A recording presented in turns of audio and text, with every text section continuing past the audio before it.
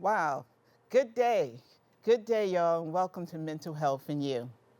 I'm your host, Cynthia Timms. Thank you so much for being, again, part of this wonderful and ever evolving experience in mental wellness, particularly in the peer community. Be that as it may, today I feel like a peer in the wilderness. Who can relate? Who knows what I'm talking about? Why did I even feel this way? In the midst of so much going on, let's talk about what does the wilderness feel like? A wilderness in your life. A wilderness maybe also in my life. And how peers can play a crucial role. How peers continue to play a crucial role in our recovery. What are we recovering from, you say? What about everyday chaos, everyday life? The chaos of paying your bills, the chaos of just living in this world, taking care of yourself, the chaos of anxiety and depression and loneliness and fear. Who hears me? Who am I talking to out there? The chaos and the loneliness of being, sometimes feeling like you're on an island by yourself.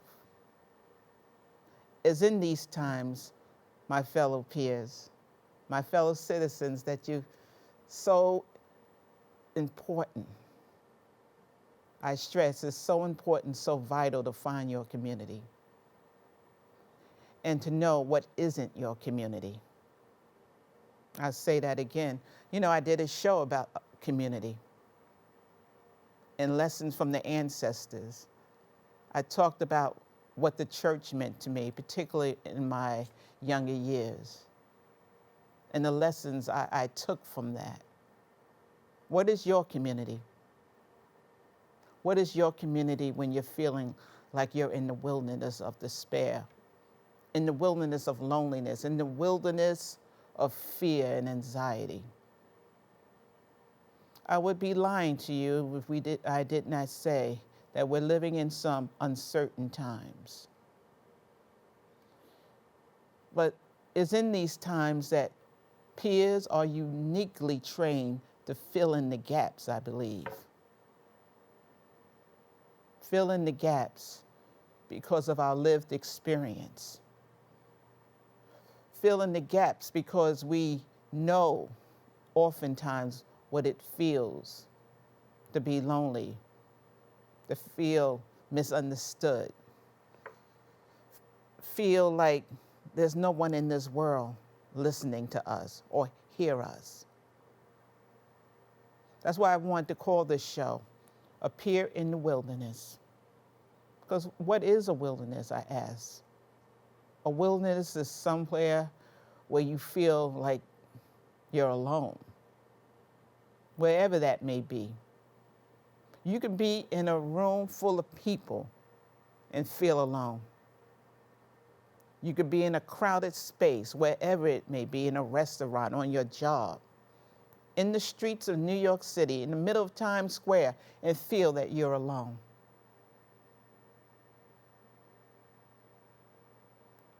You can also feel that there's no hope. But you know, peer support, we talk about hope as the catalyst to recovery. I want you to know, if I don't tell you anything else, that there's hope. I want you to know, if I don't tell you anything else, that there is hope. There are people out there uniquely trained to be of service to you. You know, peer support, which I've been in for about 10 years now. I've been a certified peer specialist in New York City, working in many platforms. And one thing I've learned is that no matter where you come from, whether you come from the Bronx or from Beverly Hills, whether you from Brooklyn or Baghdad, We all experience certain things that are alike. Our day in and day out experiences may not be exactly the same, but we all have experiences that are the same. We need to feed ourselves emotionally and physically. We need to take care of ourselves physically, spiritually. We need to find a community, and I can't stress that because sometimes I got to remind myself that is supportive, but also be aware of those communities that are not. So, my fellow peers, it's so important to find a place, find a space that validates you. And some people may say, okay, I don't need validation, and I get that too. But it is kind of nice to be in a space where you are appreciated and respected. That says a lot. That says so much. What are those spaces? What could they look like to you? In the prior episode, Lessons from the Ancestors, I talked about ancestors and people from the past that were influential in my development. It's a history that is important for us to know. History tells the story of ourselves and you, especially when we are represented in a positive way. We talked about people like Shirley Chisholm. We talked about people like Fannie Lou Hamer. We talked about people like Rosa Parks and Ida B. Wells. These were just some of my heroes. Maya Angelou, Sonia Sanchez, Nikki Giovanni.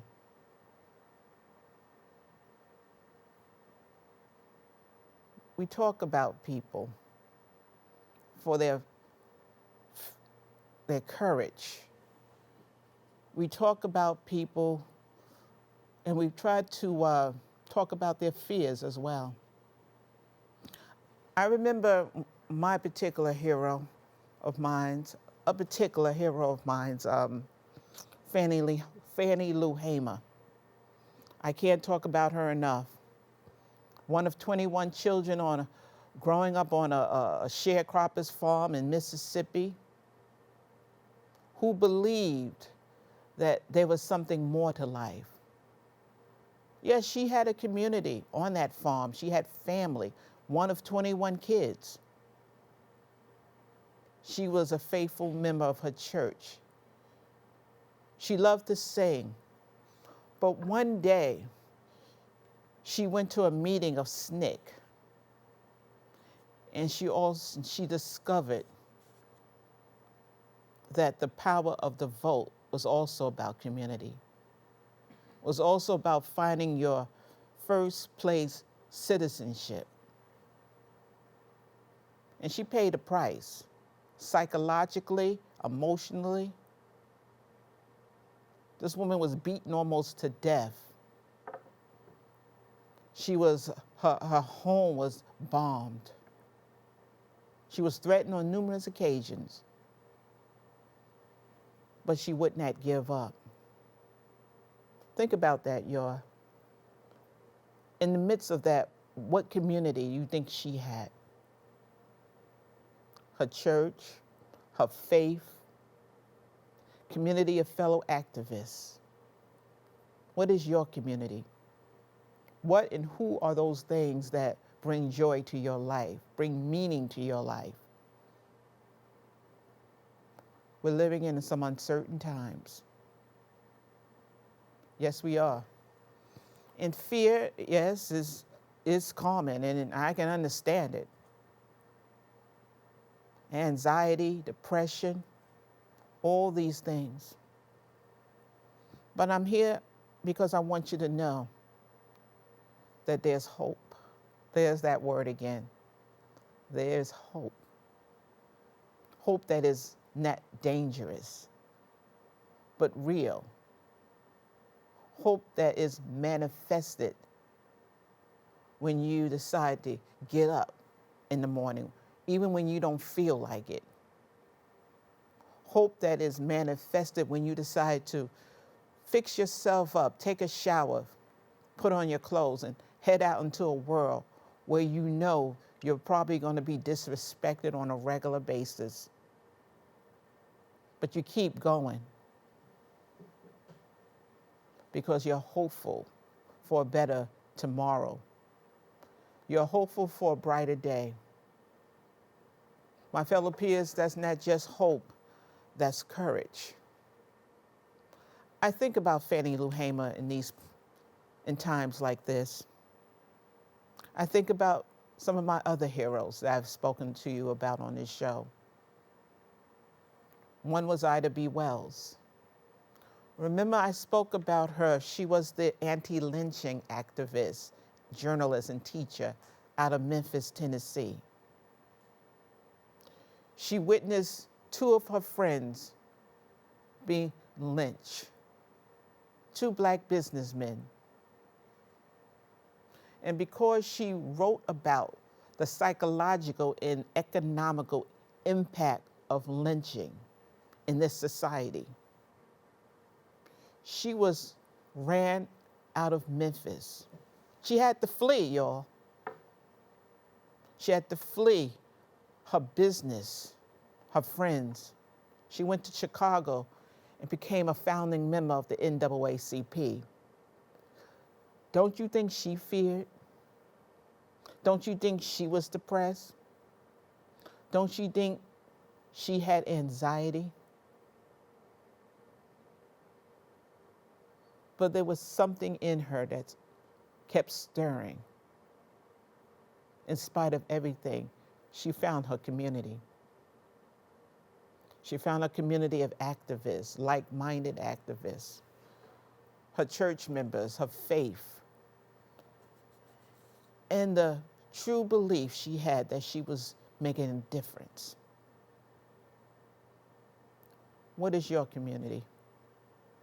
What does it look like? How does it invigorate you? How does it enlighten you?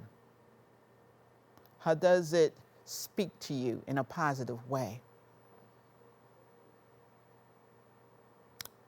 What is your community, y'all?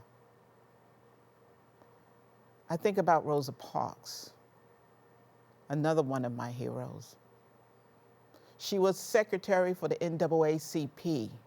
See, there was a Rosa Parks before she sat on that bus so courageously in 1955, refusing to give up her seat to a white man. There was a Rosa Parks who was a longtime activist even before then. Secretary for the local NAACP in Birmingham, I believe, yes. Or Montgomery, Alabama.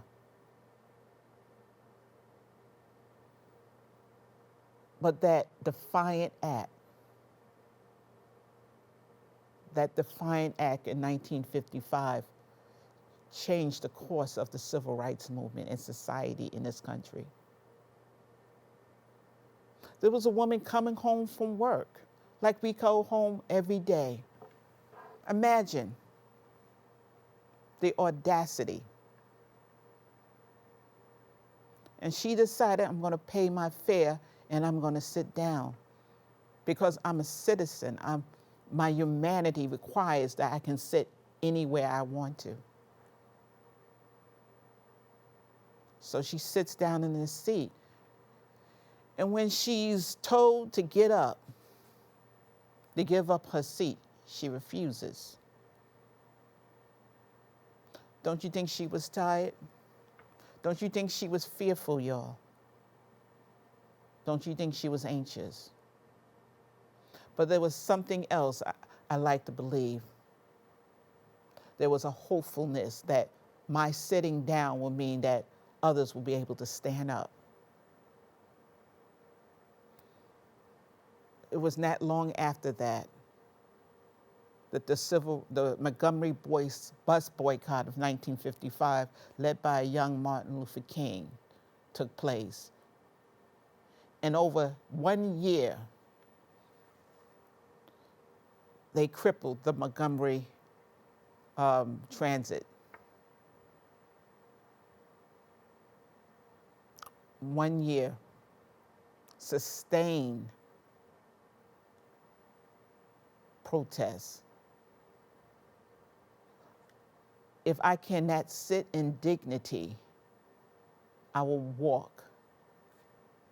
I'd rather walk and be tired. I'd rather walk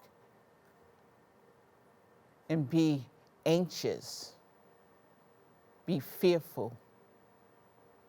But I know in the end I'm walking because my dignity and my humanity means something. You know, there were other folks on that bus that day, I'm sure. Men and women of color. But what was it about Ms. Parks? What was it about Ms. Parks on this day? Maybe it was the activist in her, the advocate in her, the humanity that says, you know, you're not going to talk to me any sort of way. You're not going to disrespect me anymore. I'm going to stand up. I'm going to stand up for my freedom. I'm going to stand up for generations ahead of me. It was an amazing feat. She said, I remember reading somewhere where she said she thought about Emmett Till on that day. Emmett Till, the young black boy from Chicago, had just been lynched in Money, Mississippi, allegedly for whistling at a white woman. Picture was all over Jet magazine. Mamie Till, his mother, another one of my heroes, made that decision to show her son in the casket. Another one of my heroes that changed the course of history, y'all. Rosa Parks said she thought about Emmett Till on that day. What are you thinking about as you're walking into this world today?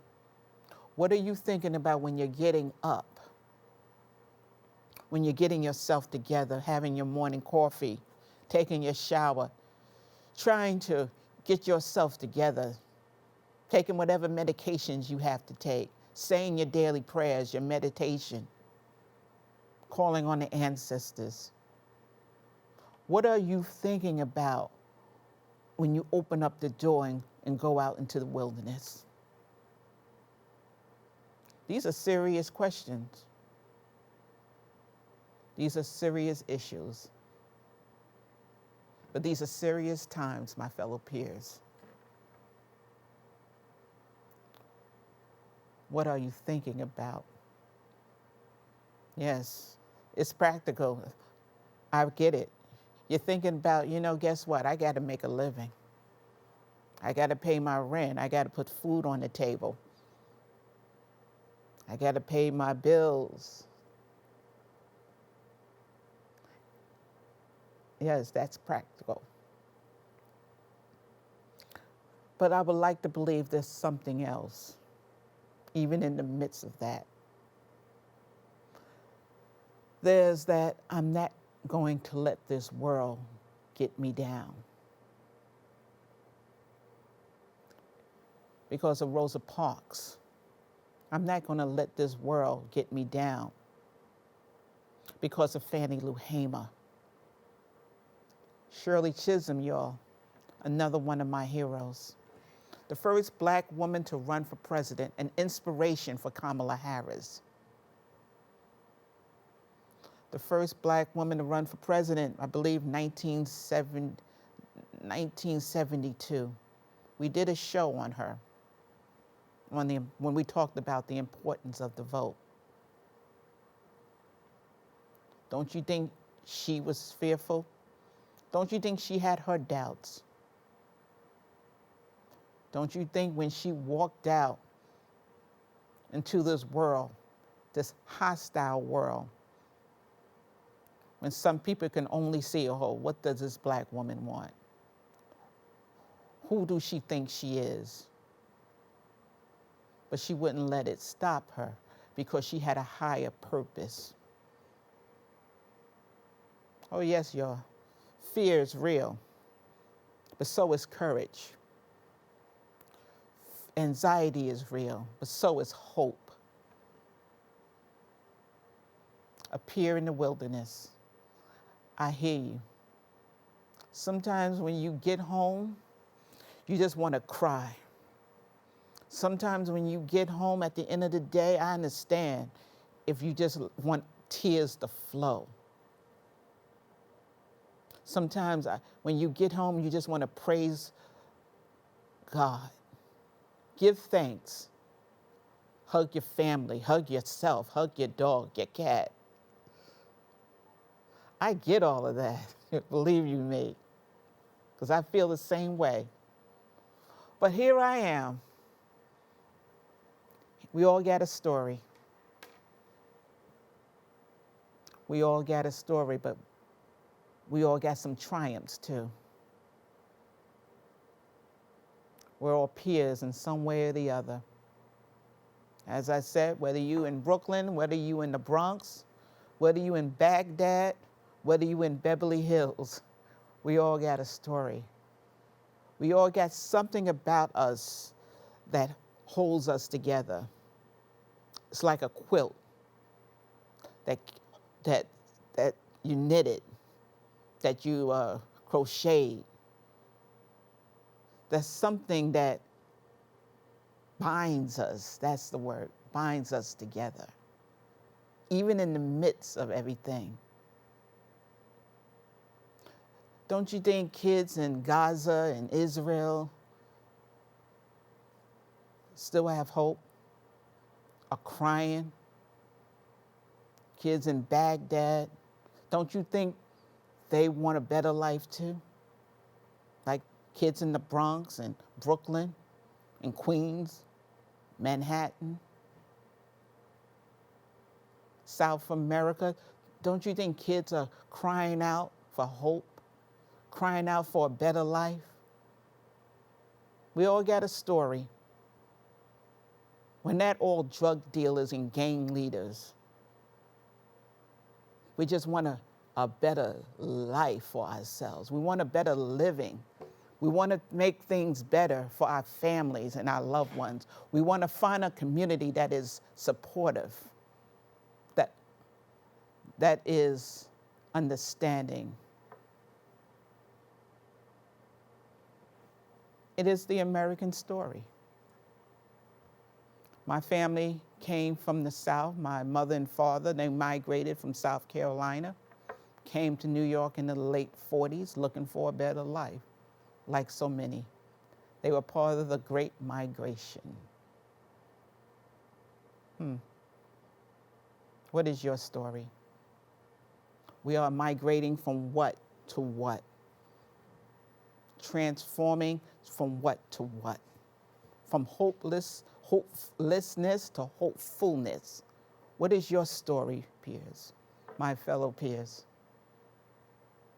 What is your story? Well, as we come to a close, I'm going to ask, what is your story and where is your community? But be mindful what is not your community. I think that's also important. So be that as it may. Let's do some studying today or later on about Fannie Lou Hamer, Shirley Chisholm, Rosa Parks, Ida B. Wells. Let's do some Dig into your own family. See where we came from so you can have a better understanding of where we're going. This road is rocky.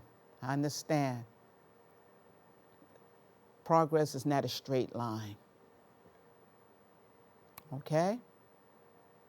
But I do believe that change and hope is real. So for mental health in you, I want to thank you so much, beloved. I want to thank the staff at Bronxnet for giving me this platform and this opportunity. Thank you so much. Peer in the wilderness. Now, go find your community in the midst of everything. Thank you. God bless and forever stay woke. Thank you.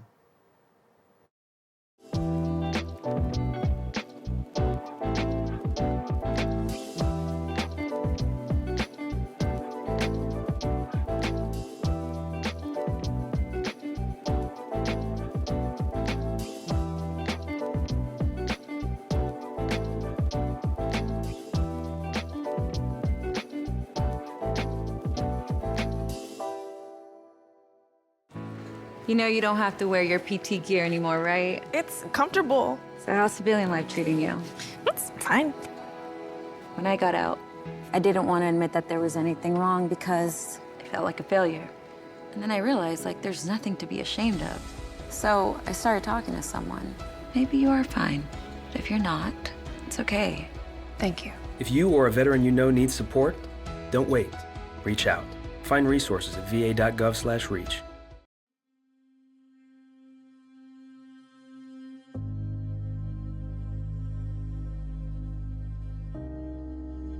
Only 57% of New York City high school students are college ready by their senior year.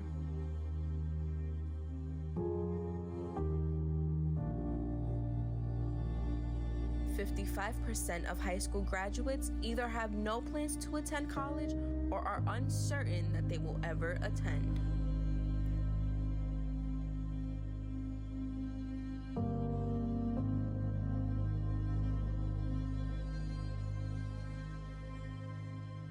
"34% of young adults don't go to college because they can't afford it.